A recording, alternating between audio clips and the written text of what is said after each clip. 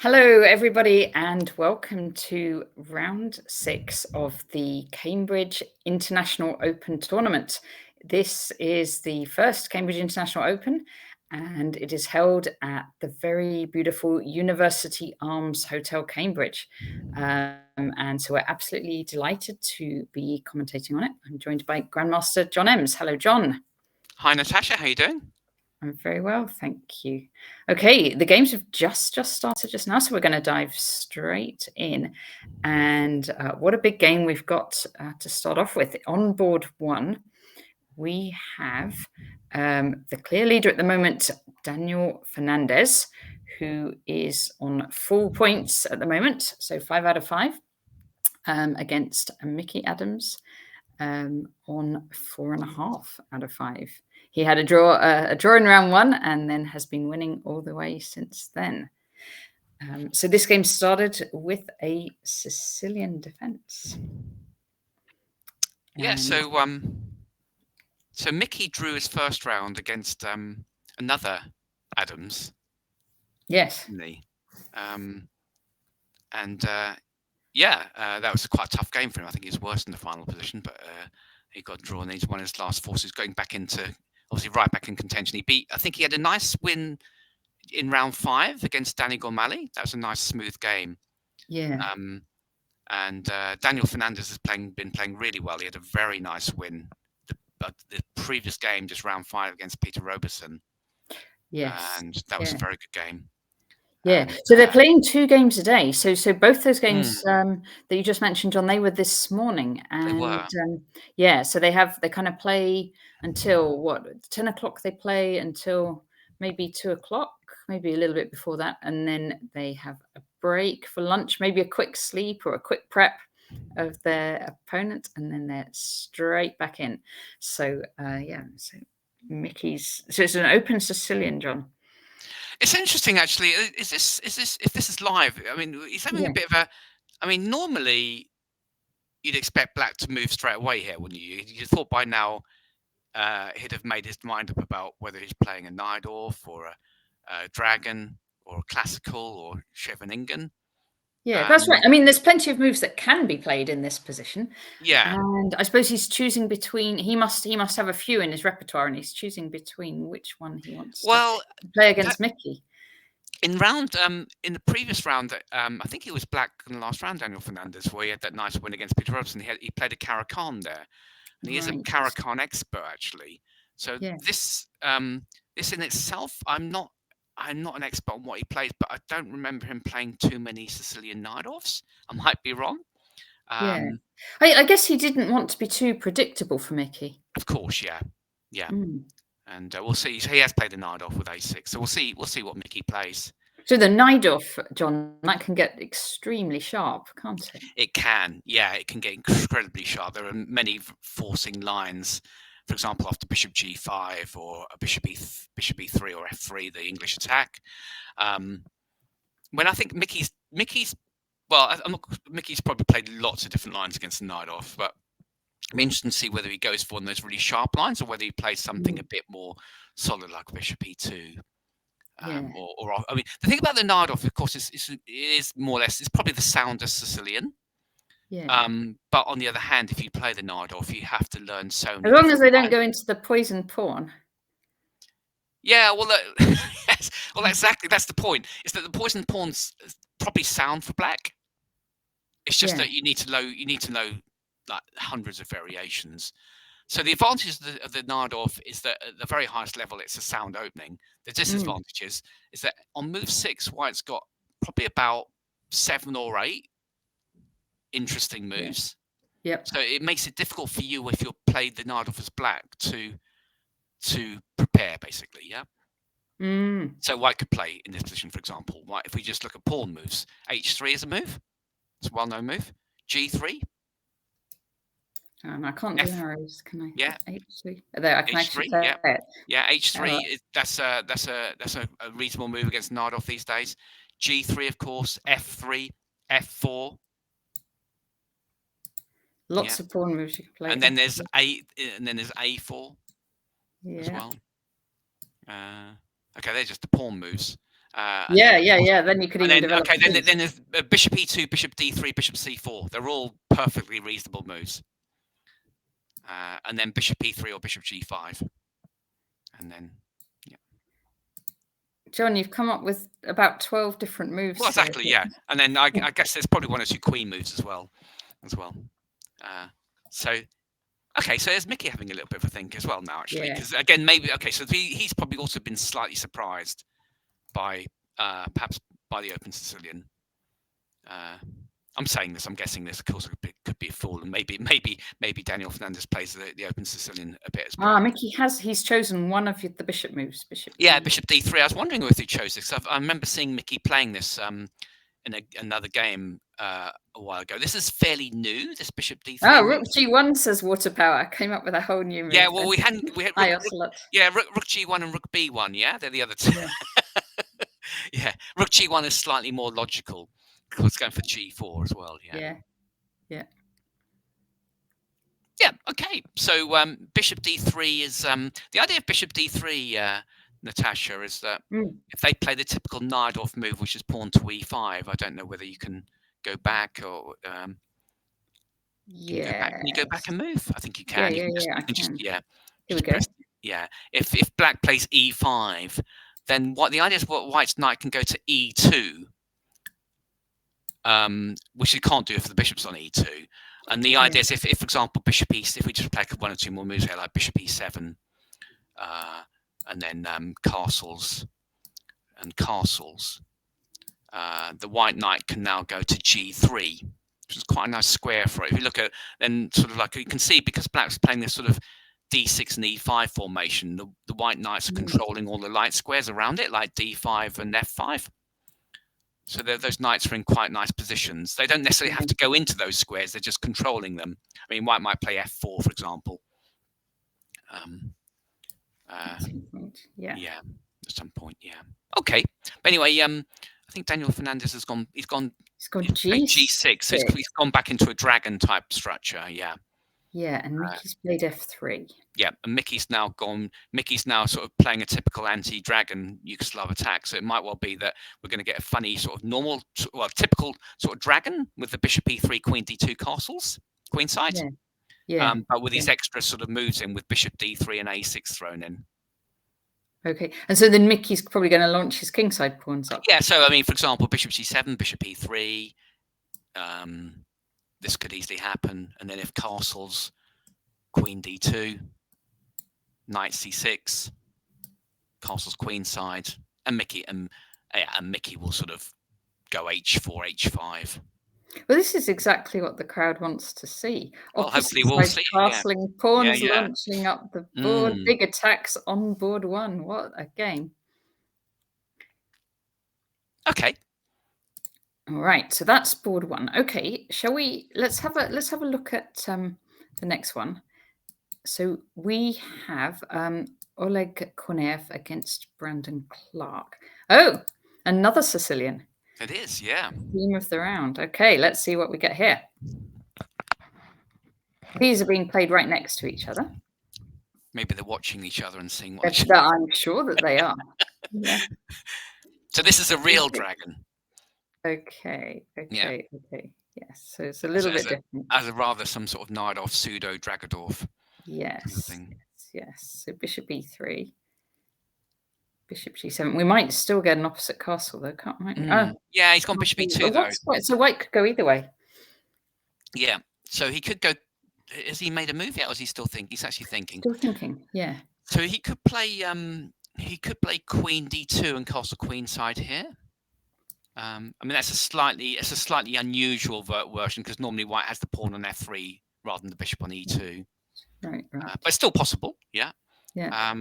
Or he might just castle kingside, of course, as well. Yeah. These lines. Have you played Oleg before, or many times? No, I don't think I've ever played him. I've played in loads of tournaments that he's played in. Yeah. I think he's kind of similar age to me, maybe a little bit younger. Okay. But I've played in loads of tournaments he's played in, but I don't think I've ever played him previously. Yeah. So Brandon Clark he's had quite a good tournament so far. He I think the only game he lost. I think he's won 4 games, and the only game he lost was against Daniel Fernandez. That's right. He was actually doing really well in that game as well, but Fernandez fought back and won the game. Yeah. So he's having a good tournament. So I'll see they've actually moved now, so we can see whether if you click the live. Okay, castles. He did go Queen B2. Oh, he's done it. He has done it this way. Knight Opposite C6. side castling on the top. Yeah. Excellent. So we've got 2 very, very opposite castling games. Knight. Oh, all right, and he's gone Knight G4 as well. Okay. Okay, so Brandon's gone Knight G4. So Brandon... Now this is one of the advantages of, sorry, the disadvantages of White not going F3 is it allows this Knight G4 idea. But on the other hand, White can actually just, obviously, as he's taken with the bishop on E2. Yeah. Okay, so Black gets the bishop pair. Yeah, but but if White's going to exchange a bishop, that's the bishop that White wants to exchange because he wants to leave. The other bishop wants to be exchanged, but with the bishop on G7. Yeah. So now Brandon will either bring his bishop back to E6 or to D7. To me, D7 would seem the normal move because on what, E6. What are you worried about with E6? I don't know if Knight takes. Yeah, that's the only thing you're worried about. Yeah, because otherwise E6 is it attacks more the active, Black isn't queen. It? Yeah, exactly. Yeah. Yeah. So it's really is the case of this whether White would then do Knight takes bishop. Yeah. So would White actually do this thing? Well, he might do, but it's true that those pawns are doubled, but they also control quite a few key squares. For example, White can no longer put a knight on D5, which could be important. Often that square in the dragon is where the White knight sits quite nicely on D5. Yeah. And also in the attacks now, the fact that Black's got an open F file means that rook can either be used as an active piece, but also a defensive piece, like defending along the 7th rank against White's H4, H5 attacks. It's true. You've actually sold it to me. I now prefer bishop E6. He'll play bishop D7 now, probably. Of course he will. Yeah. So, yeah, I mean, Black's going to carry. I mean, Black will carry on with maybe stuff like Queen A5, Rook C8. Yeah. With counterplay, yeah. Yeah. So okay, so now Kevin he's putting his money on Mickey to win the tournament, even though he drew in round 1. I think that's quite a good bet. I think Mickey will win the slow starter prize anyway, won't he? Yeah. Oh, we used to have those slow. I haven't heard of slow starter prizes for a long time. Yeah, we used to have those. If you'd lose in round 1 or 1 and 2, and then you'd win the next 3, you'd get the slow starter prize. That was I don't know if there is one here. He has retreated to D7 actually. He's gone to D7, of course. Yeah. Yes. Okay. Not bishop E6. Fine. He likes the bishops. Does Brandon? Again, I don't remember Brandon playing the dragon very much. I might be mistaken. I thought he's more of a Sicilian Najdorf player. Right. But they're all surprising their friends. Yeah. Very good. Right. Shall we? Let's head on to Chris Baker IM to give you your full title there. Okay, and now round board 3. Matthew Turner against Daniel Dada. Okay. So Daniel Dada is a very young grandmaster, I think, isn't he? He's only 17. Yes. From Belgium against Matthew Turner. Yes. And actually, I was out with a group of people with Matthew Turner last night. And I said, do you know anything about Daniel Dada? And Matthew said, oh, he's a very strong player. He was sort of saying how good he was. So I wonder if Matthew will be... This is before Matthew knew he was going to play him in round 6. Yeah, because he didn't play. It was before round... Before round 5 even, 5, yeah. So it's modern defence or perk? This hasn't really gone very far, has it? I mean, it's just normal position, yeah? So... yeah, I wonder who's having. Looks like Daniel's having a bit of a think. I mean, Matt, he does vary his openings a lot, doesn't he? So I guess Daniel wouldn't have known what to expect. Yeah. Yeah. Yeah, Matthew's more. He's not really an E4 player normally, is he? These days, I think That's he's more sort of like a D4 and knight true. F3. I've seen knight F3s But and Fiend Chateaus and all yeah, that kind of stuff as well. yeah. Yeah. But in this game, he started off with D. Well, he sort of started off with D4, but gone into an E4 opening. Yeah. Okay, there's not much to say about this until we get a bit more information. Is there? Go on to the next one. Okay, so we have Marin Wojciech against Timur. And another E4. Yeah, and another modern. Another modern defense. Okay, so these ones will be next to each other as well. So yeah. So the openings are in pairs at the moment, aren't they? 2 Sicilians and then 2 moderns. 2 Sicilians, 2 moderns. So this one's got a bit further, and this D4 though. This is a wow. Now actually, this whole line can be very aggressive, but typically what White would do on move, this G4 move is not normal. I mean, typically what White would do is, if White was going to push a pawn, it would be H4. Yeah. Okay. For example, on H4 on move 5 is a very common move. Yes. Yeah. And you're doing a bit like the 150 attack. You might. Yes, exactly. Yeah, it's like an accelerated 150 attack. The point. Yeah, I mean, what you're trying to do, you're trying to get Black to make some commitment on the king's side, either going H5 to stop us going H5, or H6 to stop us, or to meet H5 with G5, or indeed knight F6, which, yeah, exactly, yeah, or indeed knight F6, which Black doesn't always do so quickly. Yeah. Yeah, and then we could consider doing, Queen D2. We do this. Yeah, exactly. Yeah. Yeah, exactly. Yeah. But G4 is interesting. It is actually. I didn't really know this. No, I mean, Black, I think would just ignore. He's just ignore it. You'd expect, wouldn't he? Yeah. So. Yeah, I mean, you wouldn't want to now probably do knight F6, would you? Because White might just kind of G5. Yeah, or certainly no. There's no rush for knight F6. But the question, I guess, is that. Tiger Modern. Tim's Postpawn says Tim is playing the Tiger Modern.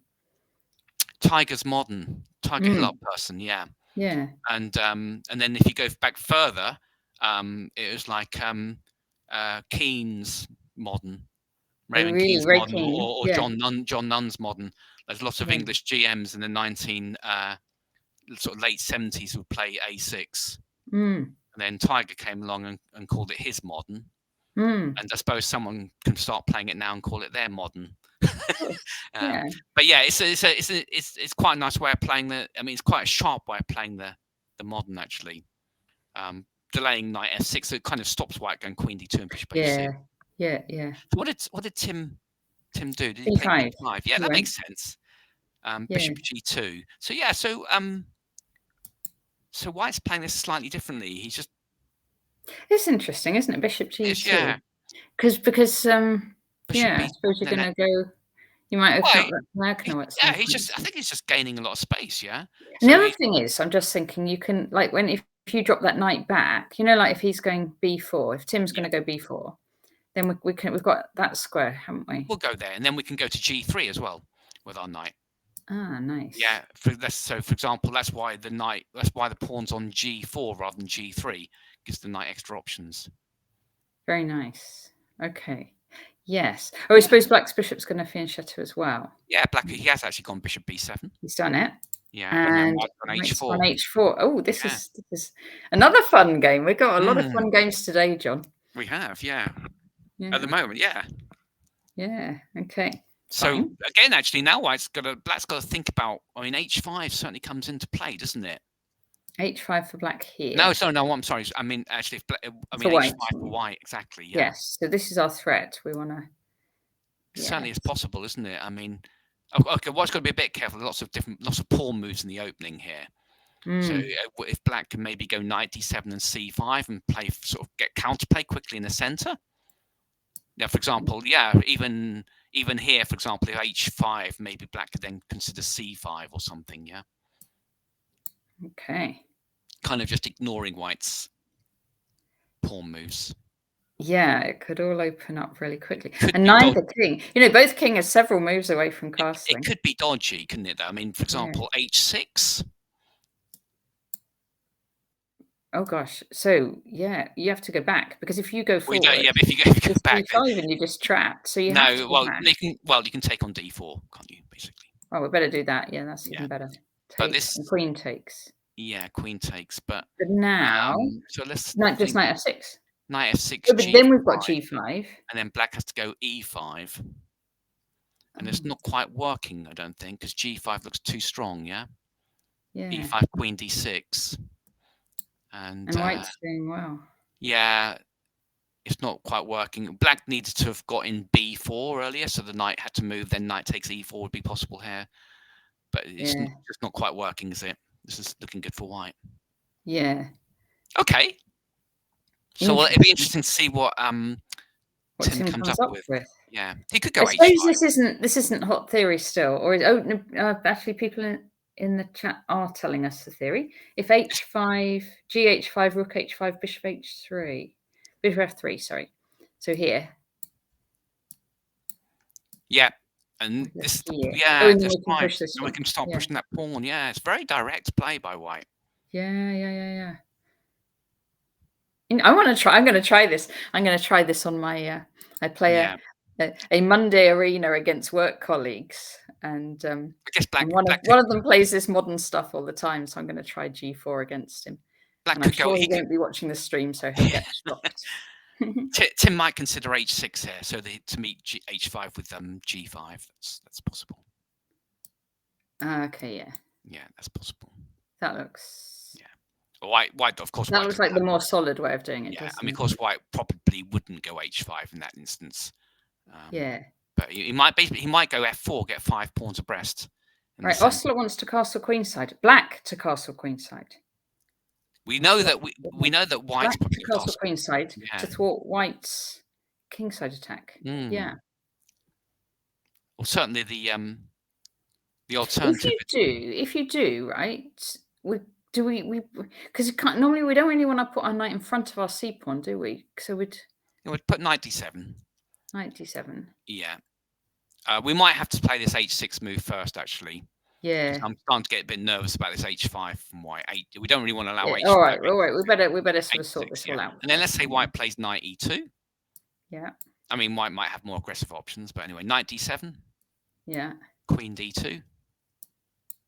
And then we could consider either c5 or we could consider playing c6. Right. And then queen c7. Yeah. And then casting queenside that way. That's possible. Cool. My feeling is that's going to be pleasant for white. Yeah. Without it being necessarily crushing. Yeah. For white, you know. Yeah. But black. When black plays these sort of lines, you're kind of accepting a disadvantage, a small disadvantage, but at the expense of you're always getting counterplay, aren't you? So the chance, the sort of thing that if you compare these sort of positions to say like the Lopez or the Italian, the chance of the game swinging from advantage to white to advantage to black, that can happen more quickly, can't it, in these sharper positions? Yeah, Natasha. Yeah. So I guess this, that's one of the attractions of playing this sort of line as black. Right, Kevin's posted the theory on it. Here's the article for me. Excellent. I'm gonna have a look at that, Kevin. Thank you. All right. Fine. So let's see the next one. What do you predict, John? The next opening is going to be another e4, yeah, like a Caracan or something. It's going to be the 5th e4 in a row. Well, yeah. Go. I'm going to predict d4. D4. Yeah. Right. So we're on Boris. No, it is e4 against Harry Grieve, and it's another Sicilian, the current British champion. Here we go, against the British champion. Yeah. Okay. There's a different Sicilian again. C3. So this is the C3 Sicilian. Basically C3 Sicilian. Yeah. Which you are an expert in, aren't you, John? I have played it a lot, actually. Yeah. You have played it a lot. Yeah. Yes. I do quite like the C3 Sicilian. Yes. Do you like it for white, basically? I like playing it, yeah. I do. I play the open Sicilian as well, but certainly, I've played this C3 Sicilian a lot. Yeah. Yes, this is one of the main lines. Castle. Queen E2. A6. Yeah, A6 is yeah, that's certainly a move here. I mean, black typically normally goes knight C6. Instead of A6. Yeah, knight C6 is what is probably the main line. But there are lines where black delays putting the knight on C6 as well. Yeah, so A6 is certainly possible. Yeah. Does the theory change in this quite a lot, or is it? I think there's quite a few different ways for both sides to play this sort of position. I mean, generally speaking, what White's trying to do is use that pawn on E5 as a sort of a springboard for a kingside attack. I mean, obviously that pawn on E5 stops the knight going back to its favorite defensive square on F6. So typically after knight C6, for example, White could play Queen E4 as one line, with the idea of Bishop D3 and stuff. Yeah. I've seen just kind of like induce some sort of weakness for black. I mean, that's really sort of crude way of playing, but not bad.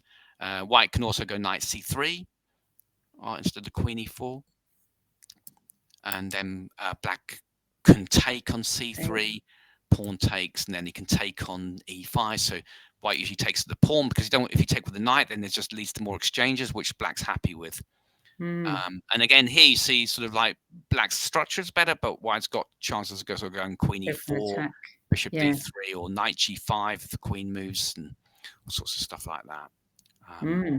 So if we go back to the move that Harry chose, which is A6, I guess if White plays the move like Knight C3 now, there's maybe a chance that black might take on C3, and then I guess one of the arguments is that maybe he might play a move like Knight D7 instead. So basically the idea being that the knight is more on track to being towards the king side.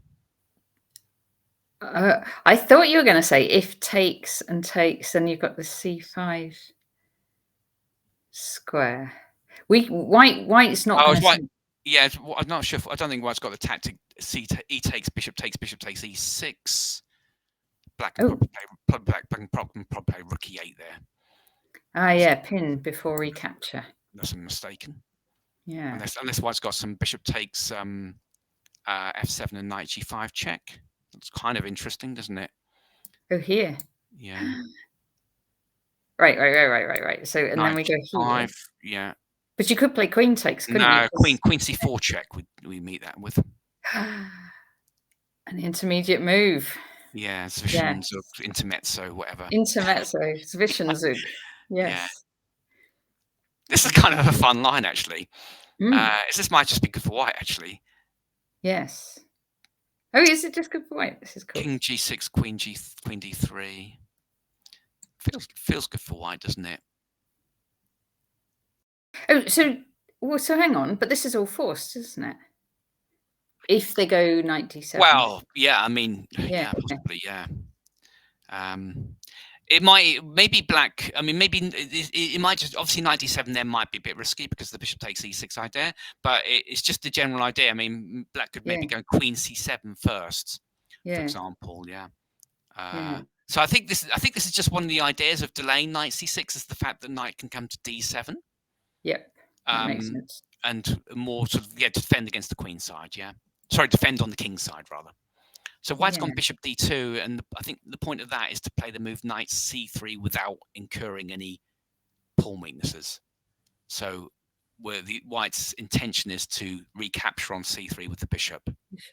And have just have a nice sort of space advantage, really, without any world weaknesses. Cool. Now, Passpawn's pointing out that Brandon has played Oleg before in the last round of Hastings, the Weekender, and even so they probably changing their openings a bit based on that previous game. All right, we're going to get another e4. Let's see the next one. So this is Tom Villiers against Peter Roberson. So this is finally not an e4, D4 opening. Okay. So what does Peter Roberson do? Right, so our first London of the day. First London system. Yeah. In Cambridge, yes. Knight c6, e3, queen to b6. Yeah, that's a good move, queen b6 in this position. So Tom defends. And then And g6. g6. Yeah, this is quite comfortable for black, this line. h3, bishop g7, knight d2, and castle. Bishop e2. Bishop f5. Queen b3. The queen's going to come off. Not straight away. Knight d7. It's interesting. Yeah, so it's interesting. I suppose he could have gone c4 last move as well. c4 like this. Yeah, the idea is if white goes queen takes queen, you take with the pawn, and then you sort of go b5, b4 if possible. That's a nice plan for black.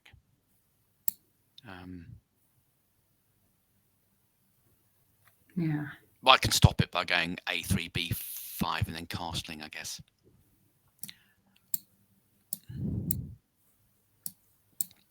Because if white didn't castle, black could go b4. Oh, now what's happening? If you don't castle, you can go b4. So yeah, and make use of the pin. Yeah. And that structure would be nice for black. Yep. But actually, going back to the position after queen, if c4. Yeah. Of course, the slight disadvantage black's got here is like black would like in these sort of structures, black would actually like the bishop to be on the f8 to a3 diagonal, for example, on e7.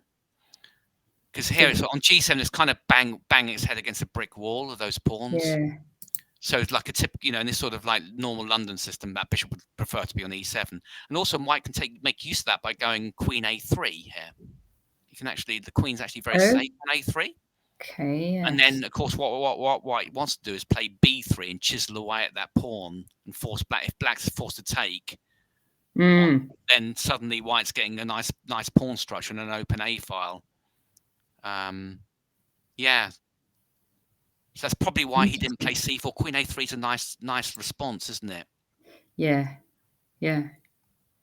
So knight d7 happened. Knight d7. Yeah, and I guess black can always go. They're both just sitting there, letting the other one take. Yeah, exactly. Queens first. Yeah. So, and of course, Sir Tom doesn't either. So he just castles. Yeah. So what black can do if black wishes to is to go e5. Right. E5 now. Leads to lots of exchanges, but yes. Yeah, that's certainly not going to be any worse. Of course, I don't thought. But white will remain pretty solid. I mean, maybe by this stage, white will just go queen takes queen and force black to take with the a pawn, because he needs to keep protecting the pawn on e5, and then white would take on e5. Black would take with the knight on d7, and probably leave some more swaps. Takes, knight takes. I think I slightly prefer black, but yeah.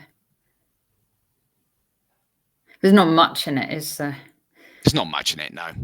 No, black's just a bit more active. But white's super solid, yeah. Yeah. Maybe knight f3 to try and get the knights off, Try and swap some more. Yeah, obviously if black took the knights and then bishop takes, then this is starting to look fine for white, yeah? Because that pawn will just go rook fd1 and white could even be better here, yeah. So what black would probably do is actually not swap knights and move the knight backwards. Typical strategy. If you got more space in your opponent, you just keep pieces on the board. Yeah, so knight c6 or something. Yeah. Yeah. Okay. And then rook fd8 and what have you. Just now, actually, he has not played e5 though. He has taken the queens off first. Okay. White can take with the pawn. Or is he thinking about it? He's having a think. Yeah. All righty. Shall we see? The next. Yeah. Keith is next, I think. Keith. Well, this won't be e4. I can tell you. Keith hasn't played e4. That's the biggest shock. No. No, he hasn't. He's gone c4 today. No, he often goes d4, but he's gone c4 today. No, Keith's not really an opposite side castling man, is he? No, that's not his style. No. He's going to castle. He usually castles kingside, doesn't he? I think so. Yeah, I think. Or at least anyway, swaps the pawns in the center. Here we go. He's already swapping the pawns in the center. We could predict that one. There we go. Okay, this is interesting. D pawn So for D pawn. He likes to do that stuff. yeah, so this is like, it's going to be a sort of a Grunfeld, isn't it? Mm. And Keith likes playing G3 against the Grunfelds. That's what he's done here. Yeah. I don't know his opponent actually. It got Kwiagotsokт. No, That's how you say it. he did. Yeah. I think he has played a few. I mean, I remember seeing Mongolia. 1 or 2 games that he's played here, though. Mm. Not at this tournament, but elsewhere as well. Which tournament would have been? Oh, maybe it's a weekender. Yeah. Recently, yeah, from Mongolia, yeah.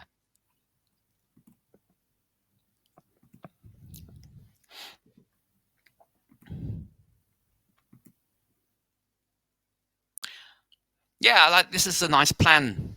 I'm not sure. I don't think C6 is a normal move, but anyway, this plan of delaying developing the king side that Keith's doing, just in favour of going bishop e3 and queen d2. He's obviously going to castle queen side now. I said he's going to. Yeah, he probably. Yeah. Of course he is. Yeah. Knight f3, knight d7, and h4. Okay. That stops g5, and Black's got problem. Black can't really castle king side now. Yeah. So maybe maybe there could be some opposite side castling here. Knight f6, bishop d4. What's he doing with this one? I suppose he's just. I think it's possible that Black would have played knight fd5 next move if Keith hadn't played that. Yeah. Okay. So he's just keeping everything. Yeah, and he's happy. Well, obviously the knight can only go to h5 now, can't it? But Keith will be happy to swap bishops, of course. Yeah. So he's just kind of making it awkward for Black. I mean, Black can castle kingside now at least. Yeah. He's gone bishop g4 instead, and then e3. 3. Yes. Keith's got his structure that he wants. He's got his 5 kings. Bad pawn structure. He's got his 5 kingside pawns, isn't he? Yeah, that's if includes. Well, that's what I was thinking, because does our player, because like all the English players know exactly what Keith is aiming for.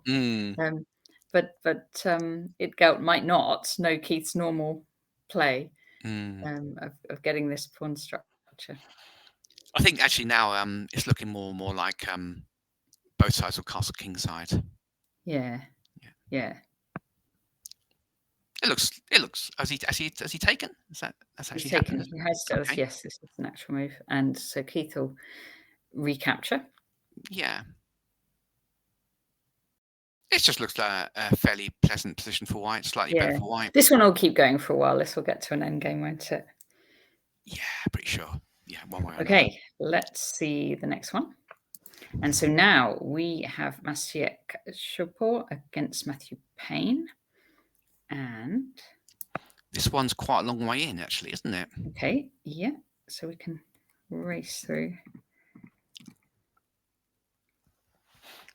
King's Indian. Right, this is the first mainline D4 that we've had, isn't it? Yes.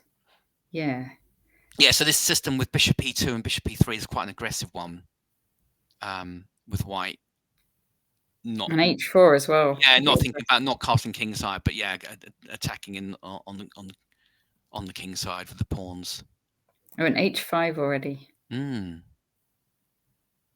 CD, queen a5. Yeah, is White going to move the king? Matt Payne, having a great tournament, had a quick draw on Thursday. Yeah, I mean, actually, I think having like a quick draw in this tournament is probably not a bad idea, because it is quite a the schedule is tough, isn't it? Yeah, I was talking with Shere, and I think it's great for having 2 games a day is lovely for people who have to take holiday in order to play, because it just makes the whole thing possible to play as an amateur player. So that's really, really nice. But it's probably like for the top pros, it's going to be tough going, because every game, like once you're playing right on the top boards, is going to be so tough. So it's going to be really tiring. So it's kind of, and actually what it's nice that we get a mixture of tournaments, isn't it? And that some have different schedules that yeah, so you can kind of choose the one that suits you, basically. Yeah. I mean, some people quite like, some players are quite suited to playing the 2 rounds a day because it means that there's less preparation that both players can do, for example, and that would actually favour certain players. No, definitely. Yeah. And yeah. And it's been popular anyway because this tournament has a limit of players 120, but it was sold out well in advance, So that, wow, yeah. So I've noticed Matthew Payne hasn't spent. Oh, he has spent the reasonable. So it's actually Chopper who hasn't spent so much time, but he's now having a bit of a think. Yeah. It seems like they've played a lot of moves actually. Yeah. So I wonder if this is theory. Yes. Oh, big prize money here. Yes, actually, that is true. And Kevin's pointing out Kidlington had 3 games in a day. That's true as well, Kevin. But you didn't do 4 days in a row. Yeah, big prize money here in Cambridge. It's true. And no, it's a really nice event. I'm at the hotel now. It's a lovely hotel, and the playing conditions are really, really nice. There's like a big room, and just it's sort of all traditional and grand, and it looks out over Parker's Piece, which is this sort of big green area in Cambridge. So yeah, just very, very pleasant surroundings. Very nice tournament. So if you get a chance, do visit the tournament. Really good. Okay. So now this knight on h5 is going to come into g3. Here we go.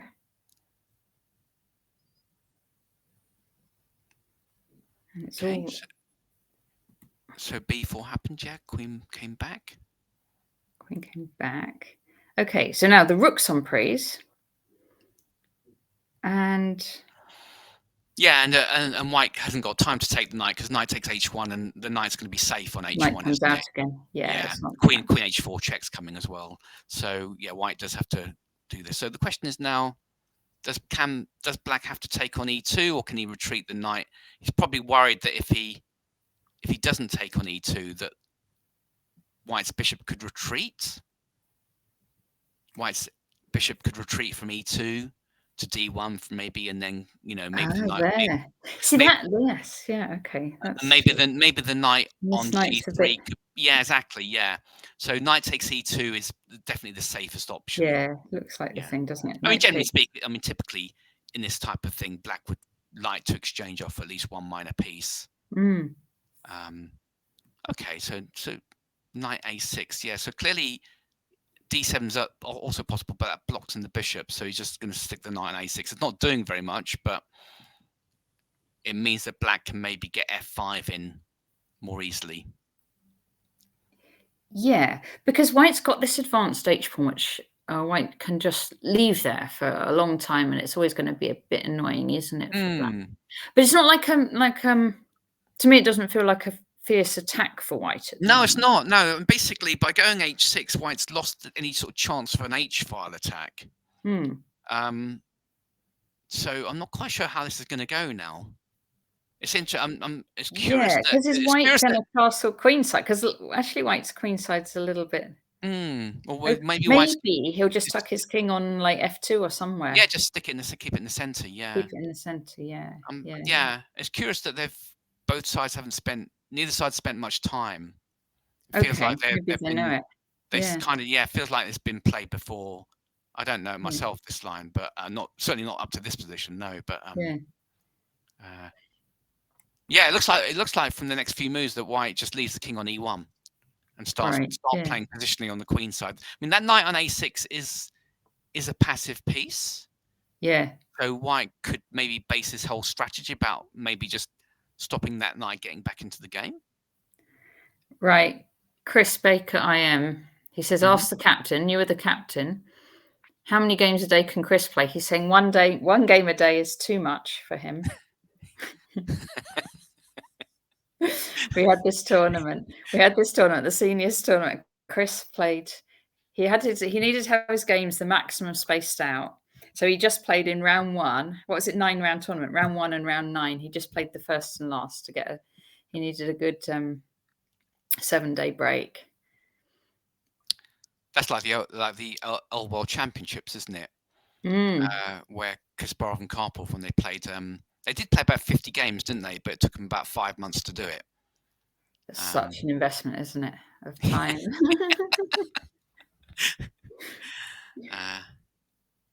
Okay, let's just quickly see the next few moves. C1, Fe4, Fe4, Bishop G4. Yeah, it's a nice square for the bishop, isn't it? Yeah. So it's a difficult position to assess, isn't it? Because there's lots of good points and bad points both sides. Yeah. I feel like some of the major pieces will come off sometime soon. I get the feeling if Black can get Bishop F6 to G5 in. Okay. Then, I mean, that bishop's definitely one of Black's worst pieces. But if it can get to G5, then suddenly I'd start to feel quite happy about Black's position. Right. I mean, it could easily go wrong for White, that sort of position, couldn't it? Because his king's sort of stuck in the middle. The rook on H2 would just be doing nothing there, yeah? So, yeah, it's interesting to see how this will go.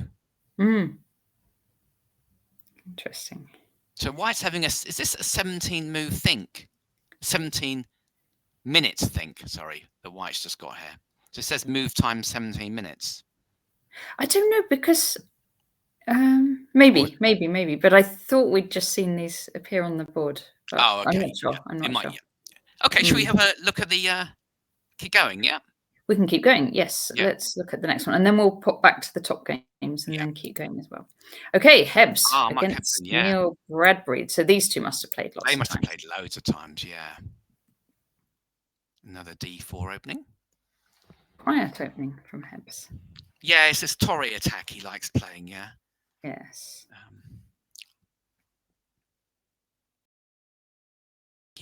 I'm sure Mark's had this loads of times, actually.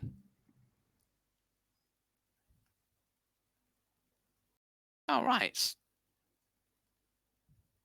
He has got his. That's quite a clever move, this Queen A4 check. Was that causing some sort of disruption? Because clearly Neil wanted to play Knight BD7 when he went D6. Right.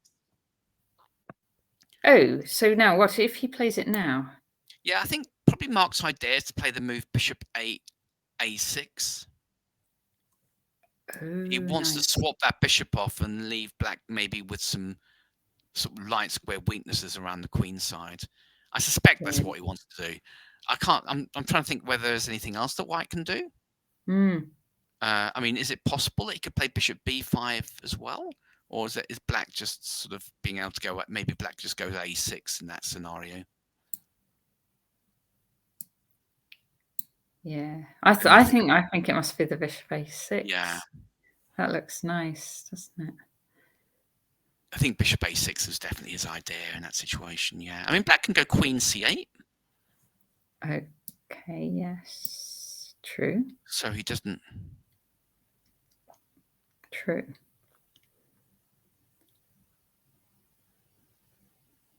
Maybe White just... I mean, Mark knows these positions really well. I mean, for most people, you kind of think, what's White got here, really? Yeah. It doesn't feel like anything for White, but on the other hand, I suppose if he can just castle and rook E1, E4, White's just got small central advantage. I mean, we take on B7 first, yeah, sorry, and then maybe just castle or something, yeah. Yeah, and just get E4 in. Yeah, I mean, in fact, actually, after... Because if he castles, you can play E4 straight away. You can play E4 straight away, actually, yeah. Black will probably go B5, yeah, and then just to force our queen back. Right. And try and gain a few sort of light squares on the king's side.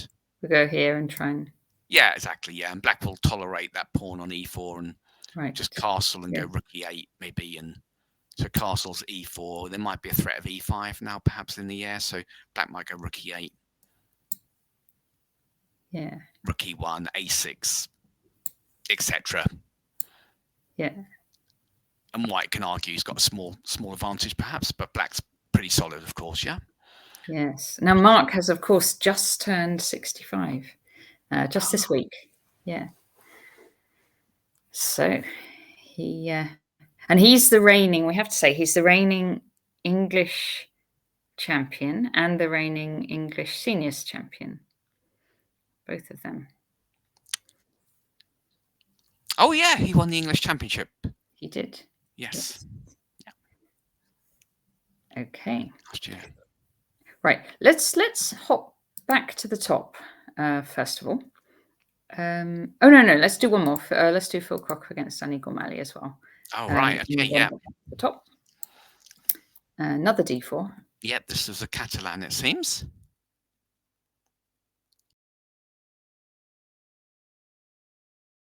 So Phil had a good win yesterday against Mark Hebden. Ah, he did he? Yes, yesterday afternoon. And now it's taking on Danny Gormley. Yeah, so this is one of those Catalan lines which are kind of, well, white gives up a pawn. But you can kind of see white's got pretty good compensation because those if you look at the black's queenside pawns, they're all a bit split, aren't they? Allowing the knight come to c4. Yeah, white's just got a bit better pawn piece coordination.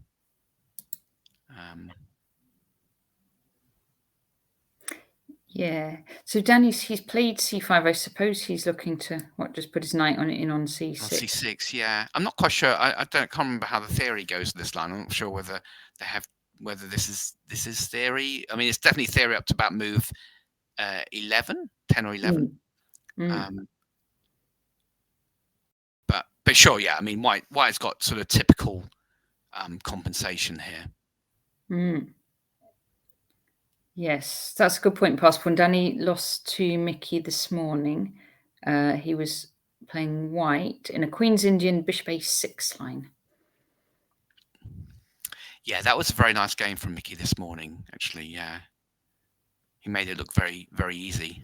And of course, it's certainly not easy against Danny. No, of course not. No, but he played a very good game. Yeah. All right. Should we hop back to the top? Yeah, sure. Oh, good grief. We've got a result already on board. We have. Yeah. So what happened there? We'll do that one first then. So that one, I think we probably left it around about here. We left it, yeah. Bishop D7, we just left it at, yeah. Bishop D7 so on move 11. Yes.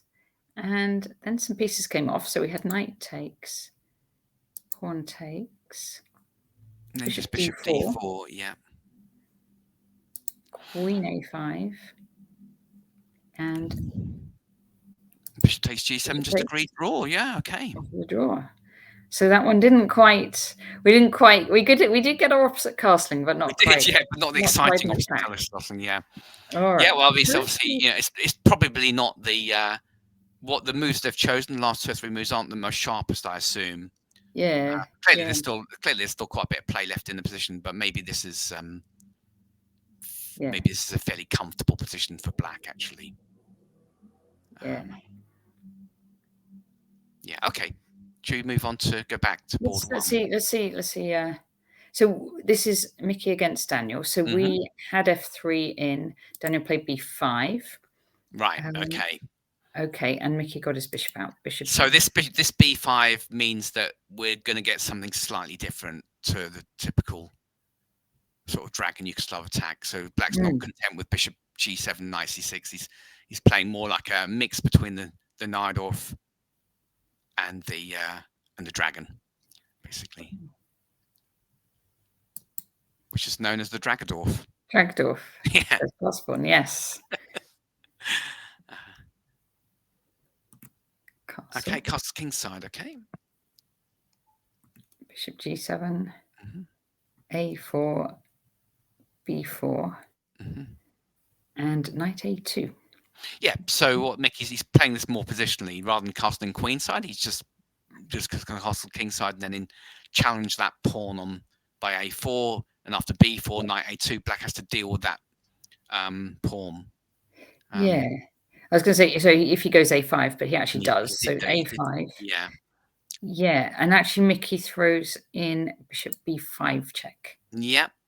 And then he's going to play c3. Knight d7 and c3. Yeah. We're breaking up those pawns. And then getting the knight on a2 back into the game.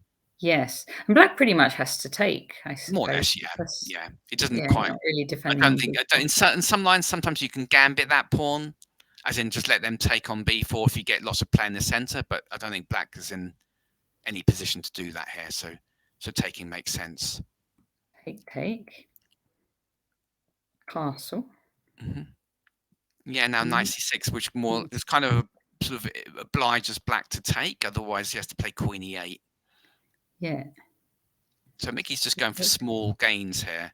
He's just got the bishop here.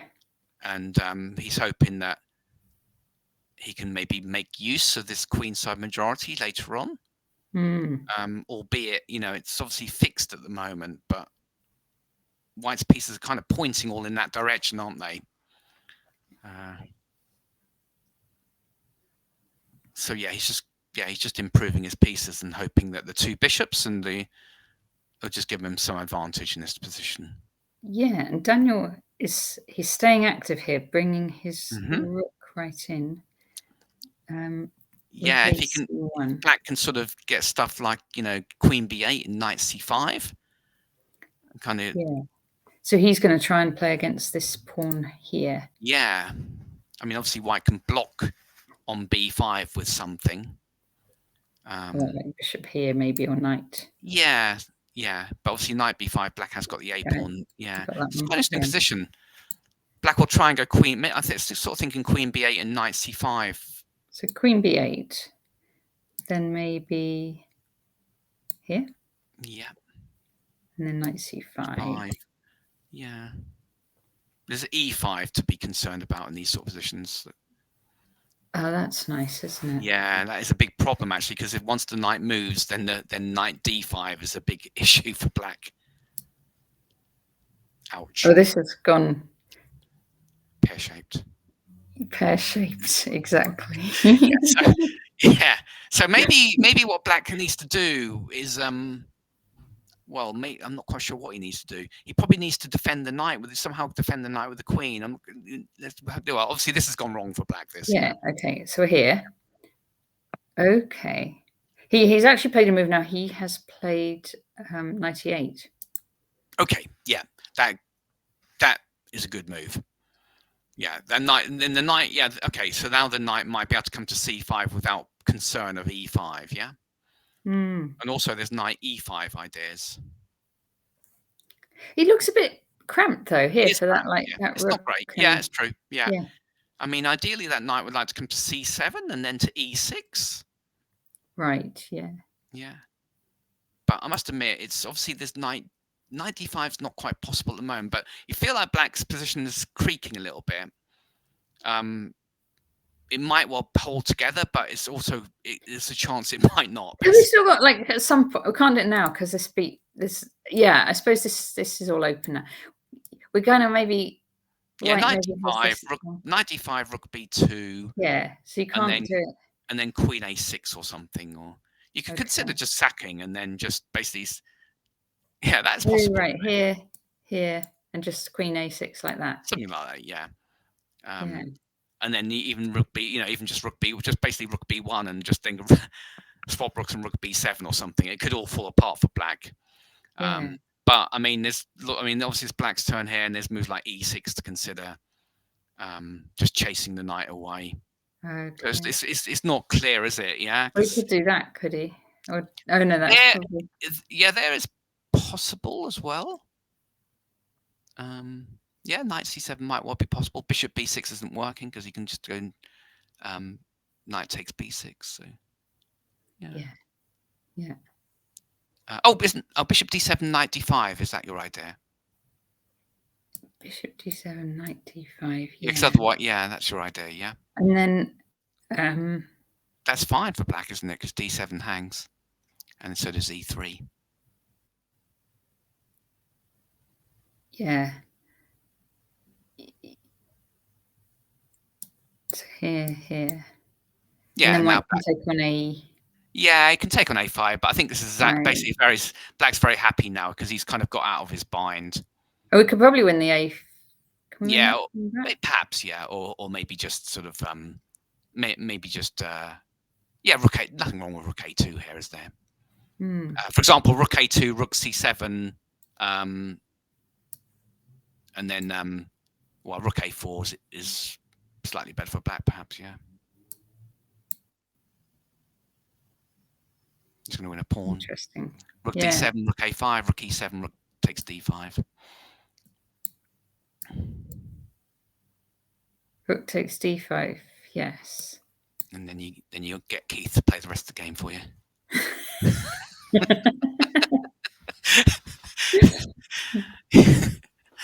Yeah. Okay. Yeah. So. Okay. Yeah. So 98. Oh, so Mickey instead played rook c2, and actually that does defend this b pawn. Oh yeah, which so maybe he's just lining it up for next. Enables knight b5. Yeah. So maybe Black's going to go knight c7 now. Yeah. And the knight on c7 is passive, but it does at least discourage knight d5. Knight c7. Knight c7. Yeah. Okay, so not knight d5 because you can just exchange. Black would be very happy to exchange off that. But maybe then, right? Say they're doing that, you could maybe just like double rooks. Exactly. Yeah, that knight on c. Basically, you just ask Black what he's doing because that knight on c7's, even though it stops knight d5, it means Black's passive. But I suppose Black can maybe go knight e5 next. Okay, so say here. Then knight e5. Knight e5. Yeah. Hitting the bishop, maybe coming in on c4. Yeah, but yeah, and basically, where's the bishop go? Because wherever it goes, we can maybe exchange it off for our knight. Yeah, I was thinking, right, that you could go in here anyway. Okay, so because if they take knight c6, yeah. Yeah. I'm just thinking aloud, really. Oh, you can go knight takes b4, yeah. Oh, knight takes b4. Yeah. That's winning material, yeah. So okay, so yeah, you're right. So after knight, so if we go back a couple moves, half moves rather. So in this position after knight, Black should go knight takes d5, yeah. Knight takes here. Yeah, getting rid of that. And then what are we trying? We could go bishop takes, perhaps. Sure, yeah. And try and now queen b8. Queen b8. So you want to take on b2. I just want to try and get a little bit more organized, basically, for Black. Where's your knight? Where does your knight? So say like f4. Yep, then I go knight back to d7. Knight back to d7. Yeah. And if rook c7? Rook c7, then. Well, obviously, rook takes b2 is possible, but also knight f6. Is this quite a nice square for the knight now here? Because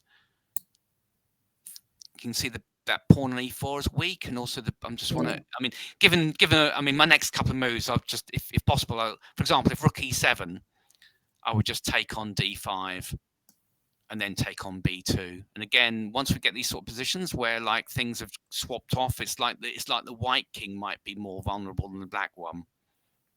Yeah. Yeah, there's quite a few pieces that have been swapped off now, and yeah. If all of White's space advantage that he previously had is less important, yeah. I don't, these sort of positions. I don't, it's very possible that Black's better here. For example, Queen B3. Yeah. I mean, Black. Yeah. Okay. So this hasn't gone quite so well. No. For White. Interesting position. Yeah, it is. Yeah. Yes. Okay. Kevin wants to commit you to playing European senior teams in Poland. And the European individual and the world teams. That sounds fun. Yeah, it does sound fun. It does sound fun. Kevin, I'll say for myself, I don't think I'll be able to play all of those. But I hope to play one. I don't know which one yet. It must be, I guess if you're playing everything, there's probably about 7 or 8, isn't there, altogether? There's loads of them. Yeah. There's loads. Yeah, because there's the English ones and the British as well. So there's plenty if you like that sort of thing. Which, of course, we all do. But it's just, there's just not enough days in the year. Exactly. Sometimes. Yes. All right. So this is where they're at, and yeah, Yeah. unclear. Okay. No. Yeah. I mean, let's. Okay. Yeah. I mean, it feels as though Mickey's got a good position, but it has to Mm. be played accurately because it's obviously we saw there how it could go wrong. Mm. So this game, So Matthew Turner, we left this. after move 6 by white, castles kingside. So this is a typical, Yeah. just a typical bishop e2 perk. Mm. A6, A4, knight c6. Yeah, it's not the most exciting of lines, is it? Mm. Yeah, the problem is if white pushes with d5 instead of taking, this is the issue of the perk compared to the King's Indian, is that after knight e7, black gets a typical King's Indian type play, but white's pawns on c2 rather than c4, so it's difficult for white to get the queen side going. Yep. That's a big Yeah. problem. So that, yeah. So if black's able to achieve e5 in these type of positions, white's normally either keeping the pawn on d4 or swapping. Mm. And That swapped. yeah, Bishop g5. bishop e6. Bishop e6. Yeah, it's just a case of whether white can sort of, I don't know, make use of that d5 square. It feels fairly comfortable for black, this, but I have played this type of position before as black. It can look comfortable, but then suddenly, for example, could white consider queen c1 here, followed by rook d1?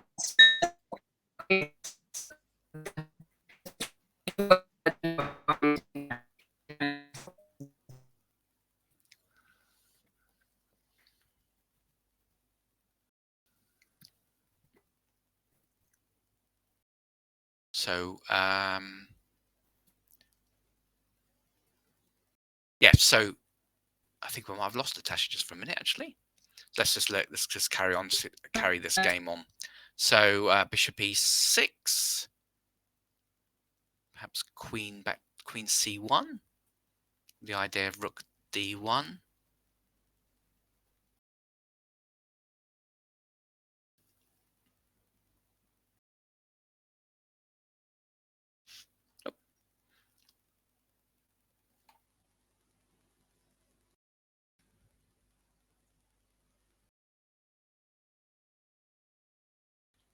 We just seem to have lost the broadcast just for a moment.